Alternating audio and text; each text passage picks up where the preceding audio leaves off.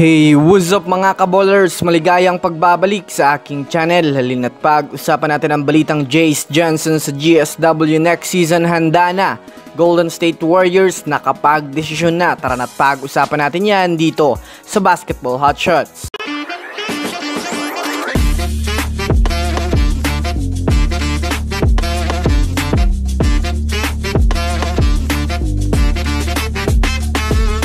Una nga muna tayong dumako mga kaballers sa balita patungkol sa magtatapat nga kaagad ang Team USA at Team Serbia.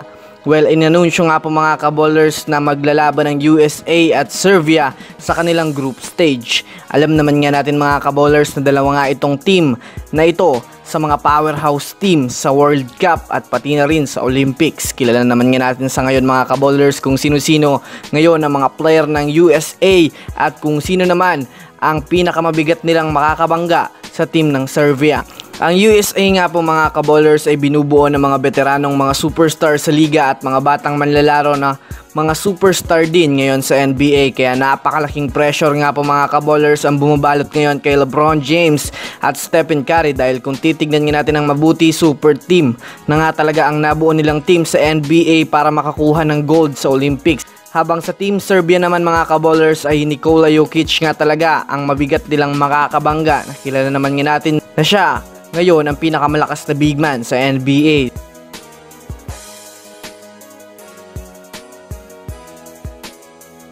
Samantala dumako naman tayo mga kaballers sa balita patungkol sa nakapagdesisyon na ang Warriors na kunin itong si Jace Johnson sa kanilang team ngayon. Alam naman nga natin mga kaballers na siya ang pinaka-target na kunin ng Golden State Warriors sa G-League upang ipasok sa kanilang lineup at paglaruin sa NBA. Ayon nga po mga kaballers sa pinakabagong balita na ilalabas ngayon, tinawagan na nga ng front office ng Warriors ang mismong agent nito ni Jace Johnson upang tanungin sila kung handa na nga ba itong si Jace Johnson maglaro sa NBA. Base sa mga scouts ng GSW, ayos na rin naman nga daw ang laruan nito, pero inamin rin ng mga coaching staff na kailangan pa nga itong hasain pa ng ilang buwan para kung sakaling isabak na nga nila, ito ay literal na nasa kondisyon at batak na sa ensayo. Kaya nakapagdesisyon na rin nga po mga kaballers ang front office ng Warriors na kunin at isasabak nila ito next season pa sa NBA. So that's it for today's video mga kaballers. Yan lang ang ating pag-uusapan sa ngayon. Pindutin ang subscribe and hit nyo na rin ang notification bell para sa mga susunod na updates sa mundo ng basketball. Again, this is Basketball Hotshots. Thanks for watching.